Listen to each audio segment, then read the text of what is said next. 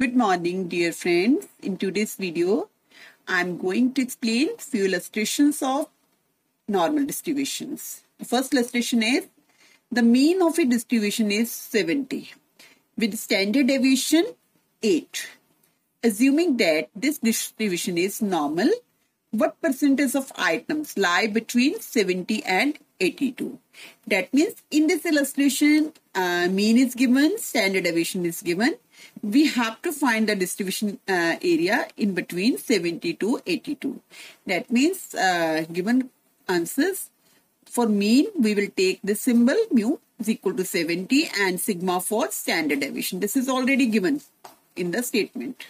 So we will use this formula. This is the formula for calculating area in the case of normal distribution. Z is equal to x minus mu over sigma. X is, that means उसने कहा कि area जो निकालना है between 70 to 82. तो आपने क्या लेना है 82 minus mean is given, mean is 70 over standard deviation 8. तो इसको कैलकुलेट करा 1.5 आ गया.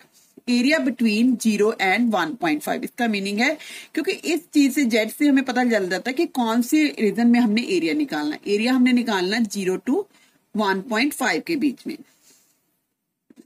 अब देखिए 0 टू 1.5 के बीच में एरिया निकालने का मतलब क्या है कि 1.5 की वैल्यू की हमने नॉर्मल डिस्ट्रीब्यूशन टेबल से उसकी वैल्यू देख लेनी कौन सी आती है. अब देखिए 1.5 अगर हम नॉर्मल डिस्ट्रीब्यूशन में देखते हैं तो उसकी वैल्यू आ जाती है 0.4332, right? So that means this is the 0.4332.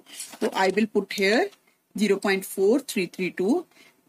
Question में है कि the percentage number of item lying between 70 and 82. That means question में क्या था? What percentage of item? Percentage item का मीनिंग है जो आइटम जो एरिया हमने निकाला उसको हमने 100 के साथ मल्टीप्लाई कर देना. Then I am getting the percentage reason, that means 43.32. this is a percentage reason. that means इस क्वेश्चन में गिवन क्या था, हमें मीन गिवन था और स्टैंडर्ड डेविएशन गिवन था और हमने एरिया जो भी निकालना था उसकी परसेंटेज निकालनी थी 70 टू 82 के बीच में. सबसे पहले हमने जेड निकाली क्योंकि जेड रीजन से ही हमें नॉर्मल डिस्ट्रीब्यूशन टेबल को यूज करके हमने उसकी वैल्यू निकाल लेनी थी.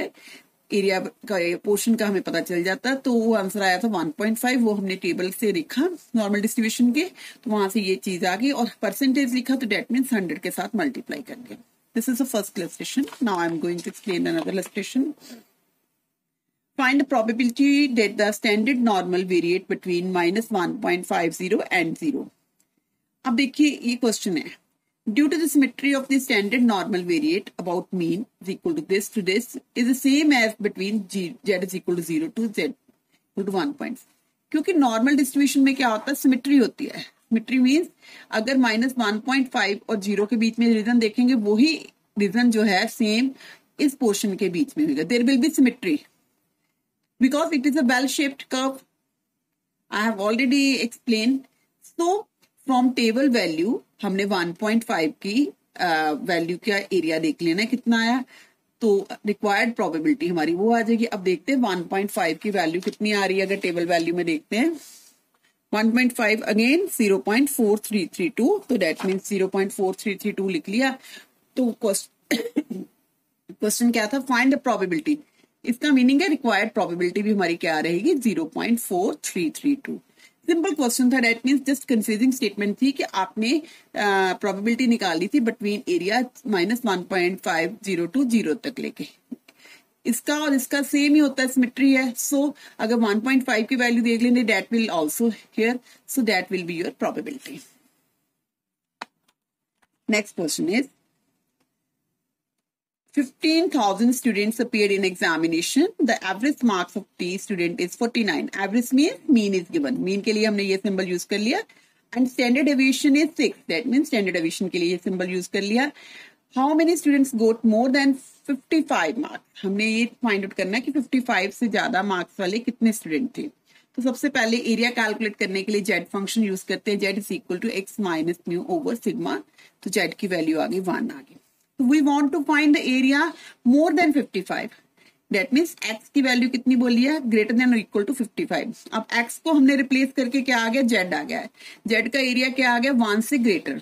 1 से ग्रेटर का मीनिंग हो गया 1 इधर पॉजिटिव है, इसका मतलब इस रीजन का हमने एरिया निकालना। We know that left hand side और राइट हैंड साइड एरिया कितना होता है 0.5। इस रीजन का एरिया कैसे निकाल लेंगे, पूरे 0.5 में से हम इस पोर्शन का एरिया क्या कर देंगे, माइनस कर देंगे, then we will get this portion. That means 0.5 में से हम इस रीजन का एरिया माइनस करके, तो then we will get this region. अब 0.5 में से हमने z इज इक्वल टू 1 वाला का एरिया माइनस करना। आप टेबल वैल्यू से देखते हैं 1 की वैल्यू क्या आती है। अगर z हमारी, ये देखो ऊपर मेंशन करा हुआ ना z मीन z हमारी 1.0 के नीचे इसकी वैल्यू कितनी है 0.3413 1.0 के नीचे, तो हमने ये वैल्यू इसकी यहाँ पर लगा लेनी है।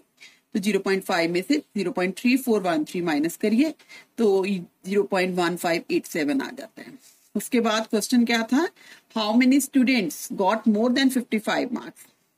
बिकॉज हमारे पास कितने स्टूडेंट्स है 15,000 स्टूडेंट्स, तो number of students who got marks more than 55 is 15,000 को जो आपने आंसर निकाला है उसके साथ मल्टीप्लाई कर दोगे, देन आई गेटिंग 22,380 और 2,381। This is the number of student. That means mean given था, स्टैंडर्ड डेविएशन गिवन था, जेड निकाल लिया, उसके बाद मोर देन 55 बोला था तो उसके लिए हमने एरिया निकाल दिया।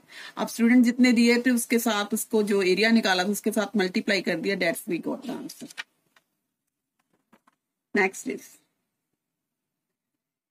Next illustration, in the statistics examination, the mean score was 78 and standard deviation was 10.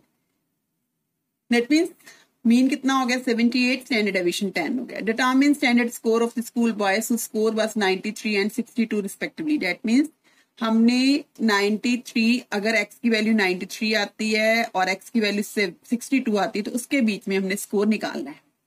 अब z हमें पता है क्या होती है, x माइनस में ओवर सिग्मा। x की वैल्यू कितनी लेनी, पहले 93 ले लेनी है। हमारे पास मीन कितना 78 है, इसको सॉल्व करा 1.5 आ गया। फिर x कितनी बोली हुई इसने 62, तो इस वाले फॉर्मूले में लगा दिया तो आई गॉट दिस आंसर।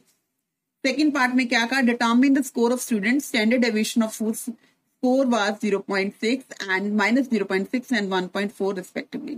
अब उसने स्टैंडर्ड डेविएशन दे दिया। अब देखिए, determine the score of the student standard deviation of whose score was this.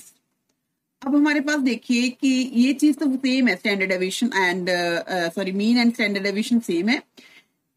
Determine the score of student standard deviation of whose score was minus 0.6 and 1.4। इसका meaning है कि Z की वैल्यू हमें दे दी है, जेड की वैल्यू कितनी दी है 0.6 दे दी minus तो इसी फॉर्मूला में हमने जेड की जगह क्या लगा देना, माइनस 0.6 एक्स का एक्स और यहां पर मीन पुट कर दिया तो x की वैल्यू आपकी आ जाएगी। ऐसे ही हमने क्या करना है नेक्स्ट वाले पार्ट में, अब z की जगह क्या लगा देना 1.4 लगा देना। दैट मीन्स इस क्वेश्चन में हमें x नहीं फाइंड पता था।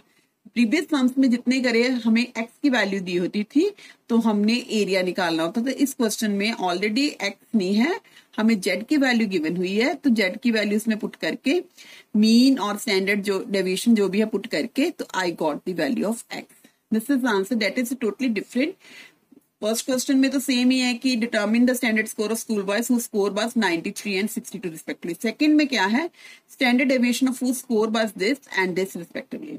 आपने स्कोर निकालना है, score means you want to find out the value of x। तो x की वैल्यू कब कब निकालनी है, अगर हमारे पास z की वैल्यू माइनस 0.6 आ जाती है और z की वैल्यू 1.4 आ जाती है। इस फॉर्मूला सेम रहेगा, इसमें पुट करके x की वैल्यूज आ जाएगी। Thanks, dear friends. Please like, share and subscribe my channel. Don't forget to share with others also.